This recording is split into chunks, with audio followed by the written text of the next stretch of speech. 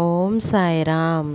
సమర్థ సద్గురు శ్రీ సాయినాథ్ మహారాజ్ కి జై. సాయి భక్తులందరికీ కూడా నా నమస్కారం అండి. అందరూ ఎలా ఉన్నారు? ఆ సాయినాథుని కృపా కటాక్షాలు మనందరిపైన ఉండాలని మనస్ఫూర్తిగా కోరుకుంటున్నాను. ఓం సాయిరామ్. మన ఛానల్ని ఫస్ట్ టైం చూస్తున్న వాళ్ళైతే వెంటనే సబ్స్క్రైబ్ చేసి పక్కనే ఉన్న బెల్ ఐకాన్ని క్లిక్ చేయండి. ఆనందం నిండిన ఒక అద్భుతమైన భవిష్యత్తు గురించి ఈరోజు బాబా గారు అయితే మనకి కొన్ని రహస్యాలు అయితే చెప్పబోతున్నారండి. మీరు ఎప్పుడైనా ధనం ఎలా వస్తుంది, ధనాన్ని సంపాదించాలి అంటే ఏదైనా రహస్యాన్ని మీరు పాటిస్తున్నారా లేదా? మీరు ఒకవేళ ఈ రహస్య ఫార్ములాని కేవలం ధనికులకే తెలుసా? మీకు కూడా ఏమైనా తెలుసా? తెలియకపోయినట్లయితే ఈ వీడియో మొత్తాన్ని చూడండి. ఇది మీ జీవితాన్ని, ఆర్థిక స్థితిని మార్చే మార్గం కావచ్చు. మీరు వ్యాపారం మొదలు పెట్టాలని అనుకుంటున్నా, మీరు వ్యాపారం చేస్తున్నా దానిలో సంపదని ఎలా పెంచుకోవాలి, మనకి సంపద పెరగటానికి ఒక చిన్న రహస్య ఫార్ములాలు అయితే ఈరోజు మీకు నేను తెలియచేయబోతున్నాను. బాబా గారు మనందరం కూడాను ఆనందంగా నిండిన ఒక అద్భుతమైన భవిష్యత్తు మనకి ఇవ్వాలని ఈరోజు ఒక మంచి ఈ కథ రూపంలో మన కోసమే తీసుకొచ్చారండి. ఇది కేవలం ఒక కథ కాదు, నీ జీవితాన్ని మార్చే ఒక గొప్ప యాత్ర. ఈ కథలోని ప్రతి మాట, ప్రతి ఆలోచన అవన్నీ కూడా మనకి సముద్ర ఇస్తుంది. నీలో కొత్త కాంతిని నింపుతుంది. నువ్వు కేవలం డబ్బు సంపాదించటం కోసమే కాదు, నీ జీవితాన్ని నిష్టగా రూపొందించుకోవాలని, నీ కళని నిజం చేసుకోవాలని మన అనుకున్న రహస్యాల్ని అన్వేషించుకోబోతున్నాం. కాబట్టి ఖచ్చితంగా నీ మనసును తెరిచి ఈ కథలో మునిగిపోవాలి. ఈ కథను ఒక అద్భుతమైనటువంటి ప్రపంచంలోకి నిన్ను తీసుకొని వెళ్తుంది. ఒక అడుగు ముందుకు వేసి ఈ కథను చివరి వరకు చూస్తే నీ జీవితం ఎలా మారుతుందో చూడు. ఈ కథను పూర్తిగా విన్నాక నీవు మునపటిలాగా ఆలోచించలేవు. నీ మనసులో ఒక పెద్ద మార్పు అనేది జరుగుతుంది. నీవు ఇప్పటి వరకు చిన్నదిగా అనుకున్న ఈ ఆలోచనలు ఒక్కసారిగా విశాలంగా మారిపోతాయి. నువ్వు ఎప్పుడూ కూడాను ధనవంతుడు ఎలా ఆలోచిస్తారో అర్థం చేసుకుంటూ ఉంటే నీవు కూడా అలాగే ఆలోచించగలుగుతావు. అలా జీవితాన్ని తీర్చిదిద్దగలుగుతావు. అలా జరగగలదు, నేను చేయగలను అన్న నమ్మకం నీలో పుట్టుకొస్తుంది. ఈ కథ నీకు ఒక స్పష్టమైన దారిని చూపిస్తుంది. ఎలాగైతే నీవు ఆలోచిస్తున్నావో, ఎలాగైతే విజయాన్ని సాధిస్తావో అచ్చం అలా నువ్వు కూడా ఆలోచించడం మొదలు పెడతావు. అప్పుడే నిజంగా నీ జీవితం అనేది మారిపోతుంది. నువ్వు ఎప్పుడైతే సక్సెస్, ఆ ధనికులు వాళ్ళు ఎలా ఆలోచిస్తున్నారు, నువ్వు కూడా అలాగే ఆలోచిస్తున్నావా లేదా అన్నది ఈ చిన్న కథ రూపంలో మనకి తెలియచేయబోతున్నారు. నదీ తీరంలో ఉన్న ఒక చిన్న కుటీరలో ఒక బౌద్ధ సన్యాసి నివసించేవారు. అతను రోజు కూడా ధ్యానంలో మునిగి సాదాసిగా జీవించేవారు. కానీ అతని గతం గురించి తెలిస్తే నీవు ఆశ్చర్యపోతావు. ఈ సన్యాసి ఒకప్పుడు నగరంలో అత్యంత సంపన్న వ్యక్తి. వ్యాపారం దేశ విదేశాల్లో విస్తరించి ఉండేవారు. సంపదకు లోటు లేదు. ఐశ్వర్యం అతని చుట్టూ నడిచేది. కానీ ఒకరోజు అతని మనసులో ఈలోకి జీవితం పట్ల విరక్తి కలిగింది. అతను తన సంపదలో ఎక్కువ భాగం పేదలకు, అనాథలకు, అసహాయులకు దానం చేసేవారు. మిగిలిన సంపదను తన పిల్లలకు అప్పగించి సన్యాసం తీసుకున్నారు. సంవత్సరాలు గడిచాయి. అతను ఆత్మ జ్ఞాన మార్గంలో చాలా దూరం ప్రయాణించారు. అయినా అతని హృదయం ఎప్పటికీ కూడా కరుణతో, సమస్యలతో అతని వద్దకు వస్తే తన జీవిత అనుభవాల జ్ఞానంతో వారికి సరైన మార్గం చూపేవారు. ఒకరోజు ఒక పేదవాడు అతని కుటుంబం వద్దకు వచ్చాడు. అతని కళ్ళల్లో నిరాశ, ముఖంలో బాధ స్పష్టంగా కనిపించాయి. అతను వినమ్రంగా కనిపించారు. ఆవేదనతో ఇలా అన్నాడు, స్వామి, నేను మా ఊరిలో అతి పేదవాడిని. ఈ పేదరికం నన్ను వెంటాడుతోంది, వదలడం లేదు. నా కుటుంబానికి 2 పూటల ఆహారం తెచ్చుకోవడానికి కూడా నాకు చాలా కష్టంగా ఉంది. డబ్బు నా వద్దకు రాదు, వచ్చినా నిలవదు. మీరు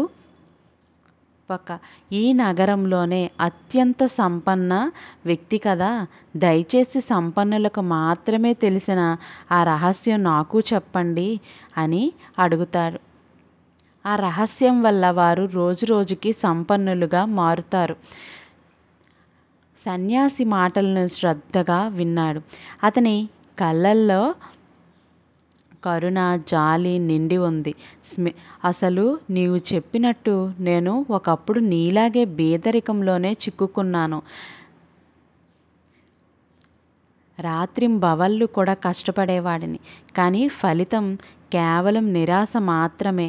లాభం అనే మాట నాకు వినిపించేది కాదు, కనిపించేది కాదు. విఫలం నన్ను ఎప్పుడు వెంటాడుతూనే ఉండేది. సంపన్నుడిగా మారటం నాకు కుదరదు అని అనుకున్నాను. కానీ ఒకరోజు సంపన్నుడిగా మారే నిజమైన రహస్యం నాకు తెలిసింది. అది నా జీవితంలో ఒక గొప్ప మలుపు తెచ్చింది. ఈరోజు నేను కేవలం సంపన్నులు మాత్రమే కాదు, నా జీవితం ఎంతో సంతోషంతో నిండి ఉంది. ఆ విజయానికి కారణమైన సూత్రాలు నీకు చెప్పబోతున్నాను. ఈ సూత్రాలని పేదరికాన్ని తొలగించడమే కాదు, నిన్ను అపార సంపద వైపు నడిపిస్తాయి. అతని మాటలు విని ఆ పేదవాడి కళ్ళల్లో ఆశాకిరణం మెరిసింది. ఆతృతగా అడిగాడు, స్వామి, ఈ రహస్యం నిజంగా పనిచేస్తుందా? స్వామీజీ మళ్ళీ నవ్వి, పూర్తిగా ఈ జనం నా వ్యాపారాన్ని విజయవంతం చేసింది, ఈ నగరంలో నన్ను సంపన్నుడిగా చేసింది.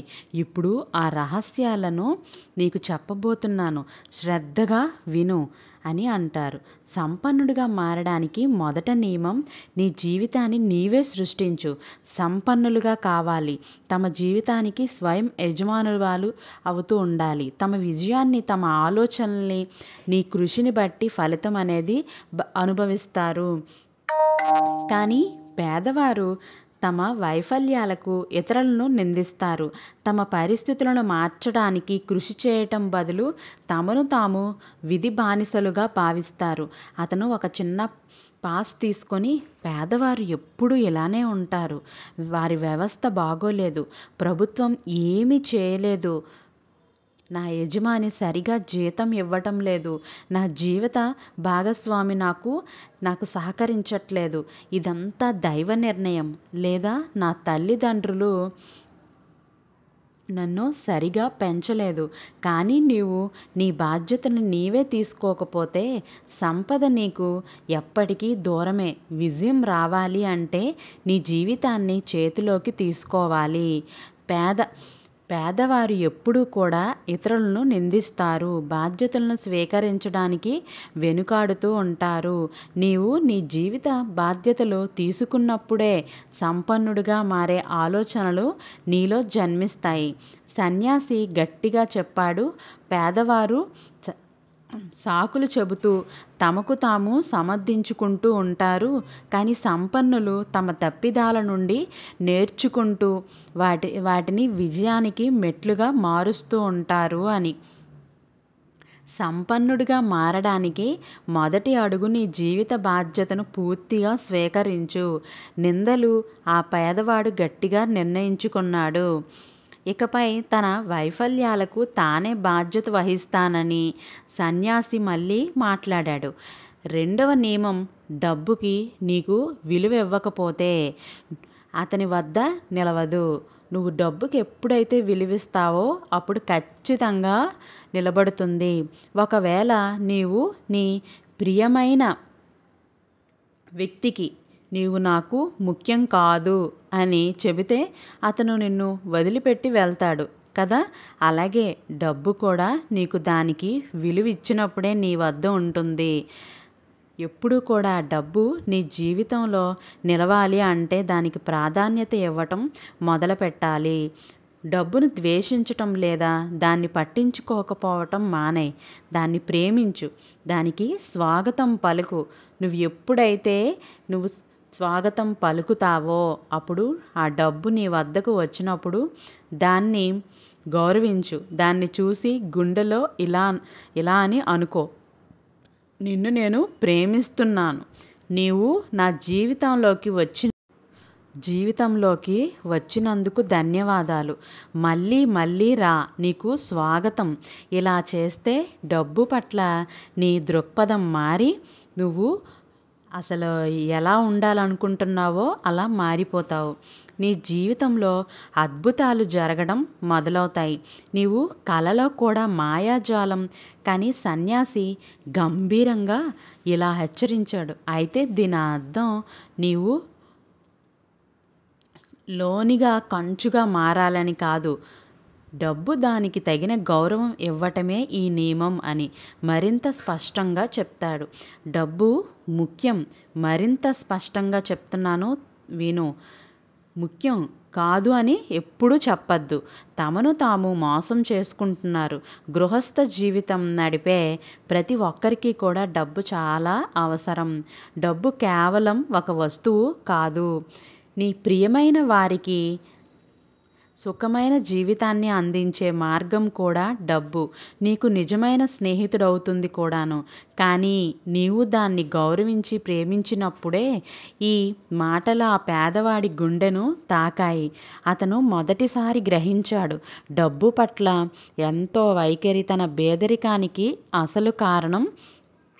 అతను నిర్ణయించుకున్నాడు, కేవలం గౌరవించడమే కాదు, దాన్ని ప్రేమిస్తేననే దానికి స్వాగతం పలుకుతావని. సన్యాసి మూడవ నియమాన్ని కూడా వివరించాడు. డబ్బు ఆటను గెలవటానికి ఆడు, ఓడిపోకుండా ఉండటానికి కాదు.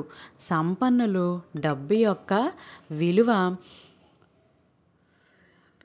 విలువను గుర్తిస్తారు.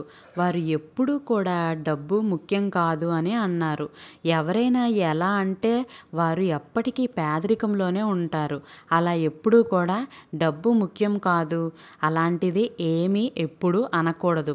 అతను ఉదాహరణతో వివరించారు. సంపన్నులు ఎప్పుడూ కూడాను ఎప్పటికీ అపార సంపద సమృద్ధి గురించి కలలు కంటారు.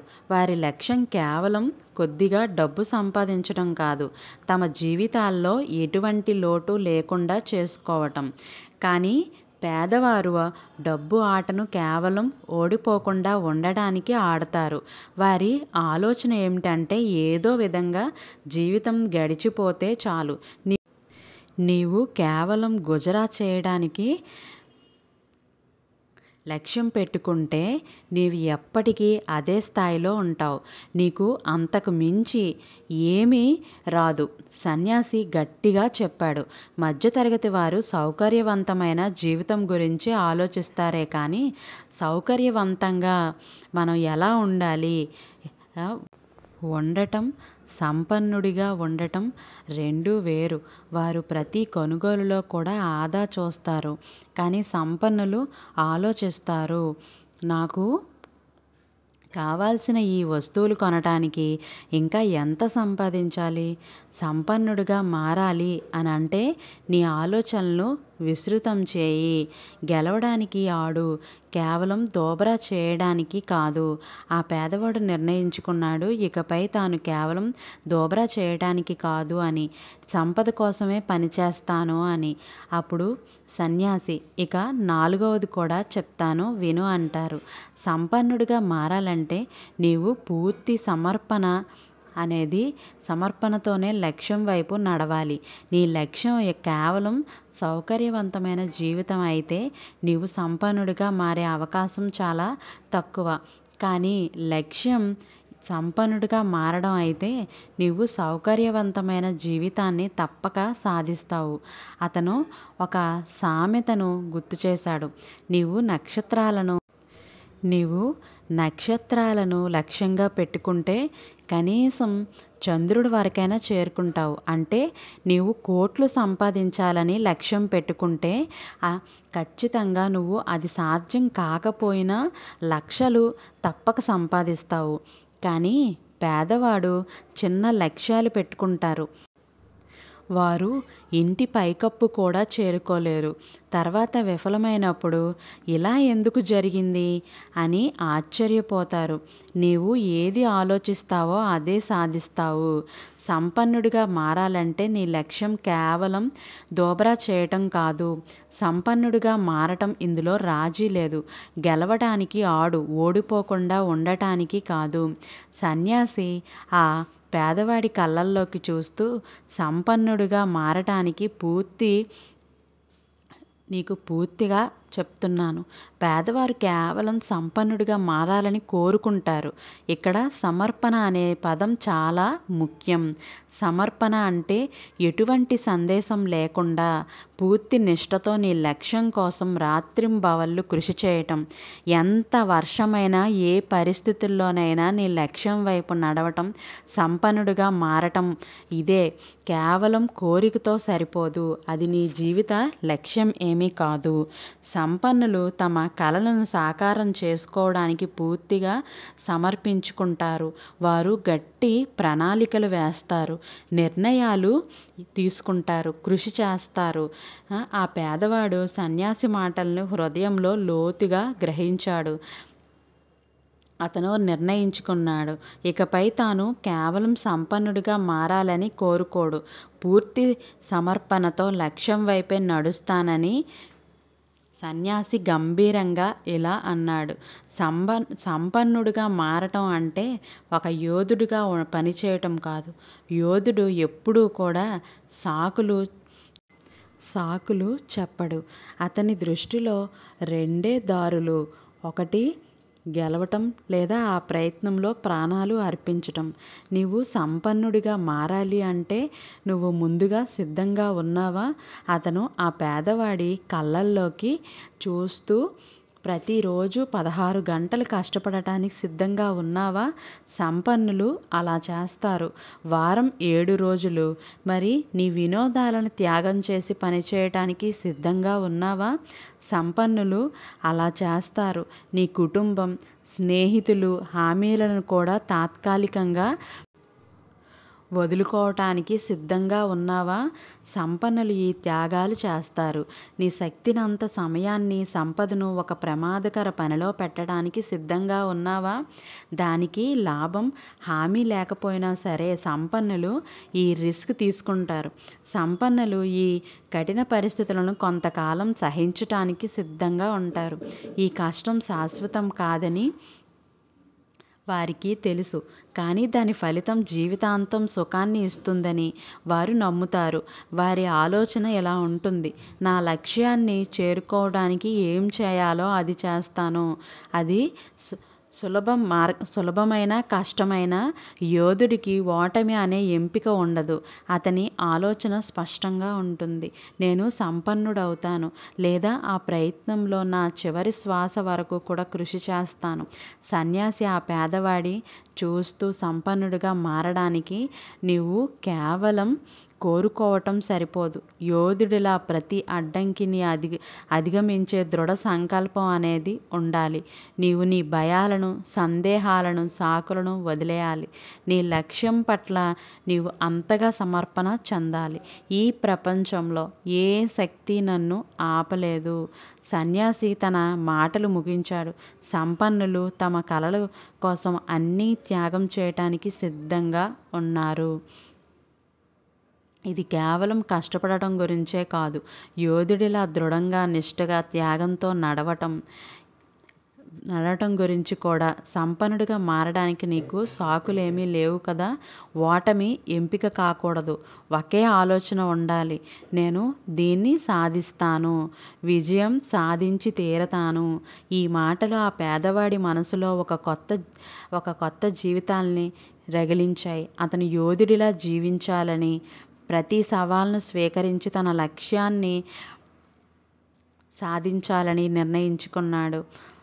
అవకాశాలపై దృష్టి పెట్టి సంపన్నులు ఎప్పుడూ కూడా అవకాశాలు వెతుకుతారు, ఎంత కష్టమైన పరిస్థితుల్లోనైనా సరే. కానీ పేదవారు అడ్డంకులపై, సమస్యలపై దృష్టి పెడతారు. అందుకే వారికి సమస్య ఎక్కువగా కనిపిస్తూ ఉంటాయి. అతను ఒక ఉదాహరణ కూడా ఇచ్చారు. నీ దృష్టి కేవలం నువ్వు పెట్టే దాని మీదనే ఆధారపడి ఉంటుంది, కనిపిస్తుంది. అడ్డంకులు వెనక దాగిన అవకాశాలని నువ్వు ఎప్పటికీ కూడా చూడలేవు. ఈ విశ్వం ఒక నియమం చెప్తుంది, నీవు దేనిపై దృష్టి పెడతావో అది పెరుగుతూ ఉంటుంది. సంపన్నులు లక్ష్యాలపై దృష్టి పెడతారు. పేదవారు ఎప్పుడు కూడా భయాలపై, సమస్యలపై నీవు అవకాశాలను చూస్తే విశ్వం నీకు మరిన్ని అడ్డంకులనే ఇస్తూ ఉంటుంది. నువ్వు ఎప్పుడూ కూడా అడ్డంకులపై దృష్టి పెడితే నీ జీవితంలో అడ్డంకులే ఎక్కువగా ఉంటాయి. కాబట్టి నీవు అవకాశాలని చూడాలని నిర్ణయించుకో. ఆ దృష్టిని జీవితాన్ని మార్చగలదు. సన్యాసి ఆరోగ్యంగా ఉండాలని కూడా చెప్పారు. ఇతరుల విషయాన్ని ప్రశంసించు. సంపన్నులు ఎప్పుడూ కూడా ఇతర సంపన్నులు విజయవంతమైన వారిని మెచ్చుకుంటూ ఉంటారు. కానీ పేదవారు ఎప్పుడూ కూడా సంపన్నుల్ని వారు ఎలా విజయాన్ని సాధించారో అని చూస్తూ వారిని చాలా ఇబ్బందికరంగా మాట్లాడుతూ ఉంటారు. నీవు దేనిని ద్వేషిస్తున్నావో నువ్వు ఎప్పుడూ కూడా దాన్ని నీవు ఎప్పటికీ కూడా నువ్వు తీసుకొని రాలేవు. ఇల్లు అందంగా ఉంటే దాన్ని ఆశీర్వదించవచ్చు. ఎవరి కుటుంబం వారిది, ఎవరి జీవితాలు వారివి. శుభాకాంక్షలు తెలియచేయి. ఎప్పుడూ కూడా ఎవరి ఆరోగ్యం బాగుంటే వారిని మెచ్చుకో. నీవు ద్వేషిస్తే ఆ విశ్వ నియమం ప్రకారం నీవు కోరుకునే దాన్ని నీవు ఎప్పటికీ పొందలేవు. నీ హృదయంలో సానుకూల భావనలు పెంచుకో. నీవు ఏది కోరుకుంటావో దానికి శుభాకాంక్షలు చెప్పు, అది నీకు దగ్గరవుతుంది. సన్యాసి 7వ నియమాన్ని చెప్పారు. నీ సాంగత్యం ఎంచుకో. నీవు ఎవరితో గడుపుతావో నీవు ఎప్పుడూ కూడా నీ జీవితాన్ని నిర్ణయించబడే ఉంటుంది. అతను ఒక కథ చెప్పాడు. ఒక గద్ద పిల్లను పొరపాటున బాధితుల మధ్య పెంచారు. జీవితంలో ఎప్పుడూ ఎగరలేదని. కానీ ఒకరోజు ఆకాశంలో మరో గద్ద ఎగురుతూ కనిపించింది. అప్పుడు అది ఆలోచించింది, అది ఎగరగలిగితే నేను ఎందుకు ఎగరలేను, నాకెందుకు సాధ్యం కాదు అని అనుకుంటూ నేను కూడా ఎగరగలను, శక్తివంతదైన దాన్నే. సంపన్నులు సానుకూలమైన, విజయవంతమైన వ్యక్తులతో సమయం గడుపుతారు. వారి నుండి ప్రేరణ, జ్ఞానం పొందుతారు. కానీ పేదవారు నిరాశవాదులతో, విఫలమైన వారితో గడుపుతూ ఉంటారు. వారు కేవలం ఫిర్యాదులు, భయాలు, పరిమిత ఆలోచనలు పంచుకుంటారు. నీవు గద్దలా ఎగరాలంటే బాధితుల మధ్య సమయం వృధా చేయొద్దు. విజేతలతో కలిసినడు, వారి నుండి నేర్చుకో. సంపన్నులను ఈర్ష్యపడ్డ వారితో స్నేహం చేయు. వారు కూడా నీకు ఎందుకు ఇలా వస్తున్నావేంటి అని అడుగుతూనే ఉంటారు. ఆలోచించు. సన్యాసి ఈ విధంగా చెప్తున్నారు. సన్యాసి 8వ నియమం కూడా చెప్పారు. నీ సామర్థ్యాన్ని ప్రపంచానికి చాటు. నీ సామర్థ్యాన్ని నీవు ప్రపంచం ముందు పెట్టకపోతే అది ఎవరికి ఎలా తెలుస్తుంది? ఉపయోగపడదు. అతను ఒక ఉదాహరణ ఇచ్చారు. నీ వద్ద ఒక గొప్ప ఔషధం ఉందనుకో, అది తీవ్రమైన రోగాన్ని నయం చేయగలదు. అలాగే నీవు దాన్ని దాచిపెడతావా, లేక అవసరమైన వారికి అందిస్తావా? ప్రచారం చేయటం అహంకారమేమీ కాదు, అది ఇతరులకు సహాయం చేయటం. సంపన్నులు తమ సామర్థ్యాన్ని ప్రచారం చేయటానికి భయపడకూడదు.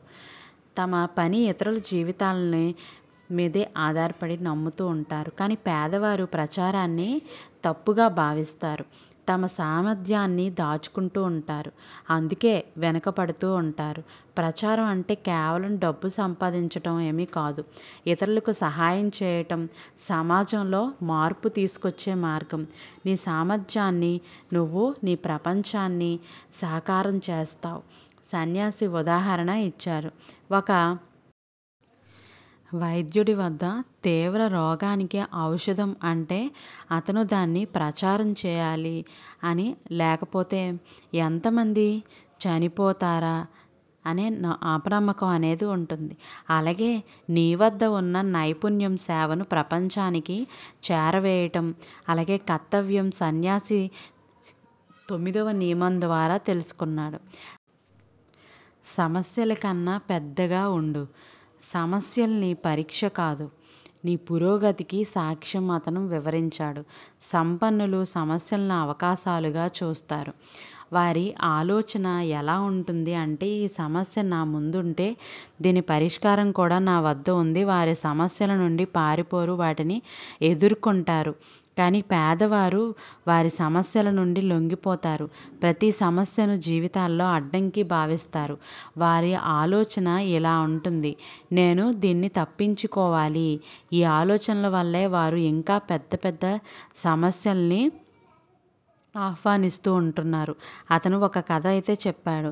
ఒక నది మార్గంలో ఒక పెద్ద రాయి అడ్డుగా నిలిచింది. నదికి 2 మార్గాలు ఉన్నాయి. ఒక రాయిని చూసి ఆగిపోవటం, రెండో రాయిని చూసి కొట్టుకుంటూ మార్గం సృష్టించేటటువంటిది. నది రెండవ మార్గాన్ని ఎంచుకుంది. ఓపికతో, కృషితో రాయిని తొలగించి ముందుకు సాగింది. ఈ కథ నీకు నేర్పేది ఏంటి అంటే, సమస్యల్ని పురోగతిలో భాగం. ప్రతి సమస్యకి పరిష్కారం అనేది ఉంటుంది.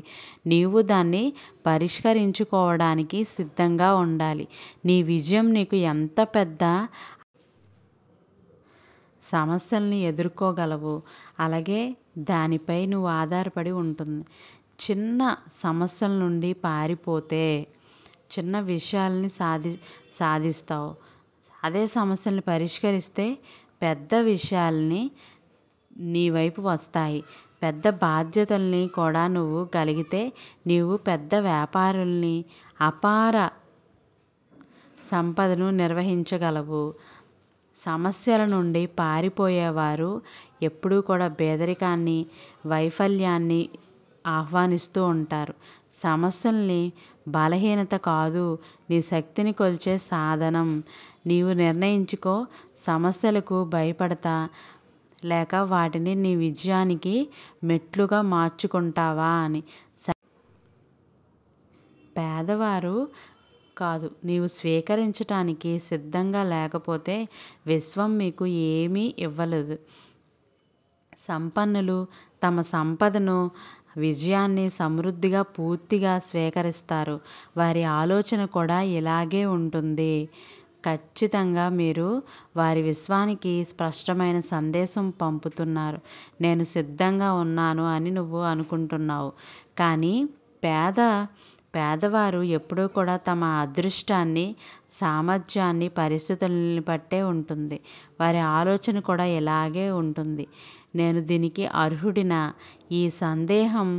ఈ సందేహం వల్ల వారు విశ్వానికి నాకు ఇవ్వద్దు అదే సందేశం పంపుతున్నారు. విశ్వం ఎప్పుడూ కూడా ఉన్నవారికి, ఇష్టపడేవారికి మనం ఏది కోరుకుంటే అది ఖచ్చితంగా ఇస్తుంది. నీవు సంపదను, అవకాశాలను స్వీకరించడానికి సిద్ధంగా లేకపోతే అవి ఎందుకు పనికిరావు. అందుకే సంపన్నులు మరింత సంపన్నులు అవుతారు, పేదవారు అలాగే ఉండిపోతారు. ఒక రాజు ఒకరోజు ప్రకటించాడు, ఎవరు కోరుకుంటే వారు రాజభవనం నుండి బంగారు నాణాలు తీసుకోవచ్చు. చాలామంది కోరుకున్నారు. కొందరు కొన్ని నాణాలు తీసుకున్నారు, కొందరు ఎక్కువ శాతం కూడా. ఒక పేద రైతు ఖాళీగా నిలబడ్డాడు. రాజు అడిగాడు, కానీ ఎందుకు తీసుకోలేదు? రైతు బదులిచ్చాడు, ఏమని అంటే, నేను దీనికి అర్హుడిని కాదని అనిపించింది. అప్పుడు రాజు నవ్వి, నిన్ను అర్హుడిగా భావించకపోతే విశ్వం మీకు ఎలా కనిపిస్తుంది, ఎలా అంటుంది అని ఎందుకు చెప్తాను? స్వీకరించడానికి నువ్వు సిద్ధంగా లేనివాడు, కోల్పోవడానికి సిద్ధంగా ఉన్నావు. నీ పేదరికానికి కారణం నీ పరిస్థితులు కాదు, నీ ఆలోచనలు. సంపదను, అవకాశాలను ఓపెన్ హార్ట్తో స్వీకరించగలిగితే సిద్ధంగా ఉండు. నీవు సంకోచిస్తే అవి వేరొకరికి వెళ్తాయి. నువ్వు ఖచ్చితంగా స్వీకరించటానికి సిద్ధంగా ఉండు. ఎందుకు అని అంటే కనుక నీ హక్కుని నీవు కోరకపోతే నీవు దాన్ని కోల్పోతావు అని ఈరోజు సన్యాసి చెప్తున్నారు. సంపన్నులు డబ్బును నిర్వహిస్తే వారు పేదవారు దాన్ని వృధా చేస్తారు అని అనుకుంటాం. సంపాదించటం ఒకటైతే దాన్ని సరిగ్గా నిర్వహించలేకపోవచ్చు. కానీ పేదవారు ఆలోచిస్తారు ఎక్కువ డబ్బున్నవారు అని, కానీ వారు మర్చిపోతారు అలా అని అనుకుంటూ ఉంటారు. నిర్వహణ అనే అలవాటు చిన్న మొత్తాలతోనే ప్రారంభించబడి ఉంటుంది. విశ్వం నియమం ఏదైతే ఉందో దాని ప్రకారం